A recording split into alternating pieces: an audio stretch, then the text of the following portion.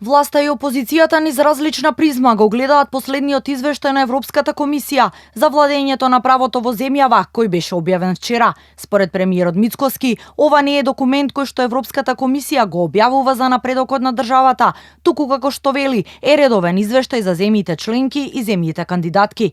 Оцени дека извештајот содржи и пофалби и критики, коментирајќи ги како главни забелешки загриженостите за политичкиот притисок врз правосудството, барањата за поголем буџет и критиките за работата на судиите и обвинителите, што според него се контрадикторни.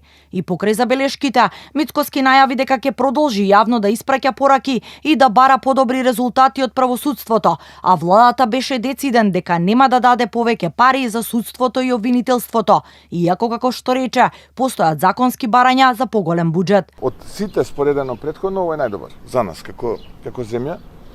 Дали е одличен, не е одличен, се констатираат забелешките. Има многу пофалби, има многу констатирани проекти и политики кои што испорачуваат, но има и критика. Инаку мене ми е тоа работа да јас јавно ги повикувам судиите и обвинителите да испорачат правда и ќе продолжам во таа насока да коментирам колку сакаат извештаи нека се објавуваат. Второ, пари повеќе нема да добијат. Иако се бара и во Законот за јавно обвинителство да се стави сума од 0,5% од буџетот, нема да добијат затоа што не ги заслужиле. Она кое што ние го овозможивме со овие измени е фактот дека се што побара во делот на вработувања, самостојност и така натаму се добија. Едноставно пари повеќе нема. И нема да добијат повеќе пари. Ако некој мисли дека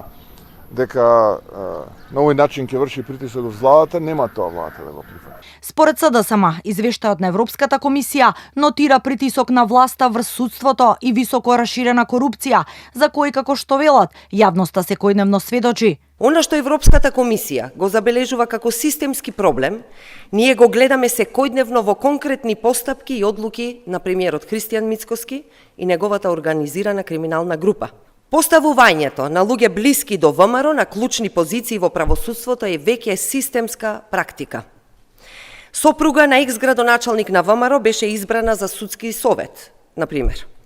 Обвинителка поврзана со Сашо Мијалков беше избрана, што покажува дека старата мрежа на криминал и контрола врз институциите повторно се враќа на власт. Инаку, во новиот извештај на Европската комисија за состојбите во правосудството, меѓу другото се нотира дека независноста на судството во Македонија е загрозена од притисок и мешање на други државни инстанци, кои, како што се вели, продолжуваат да предизвикуваат сериозни загрижености во врска со почитувањето на судската независност.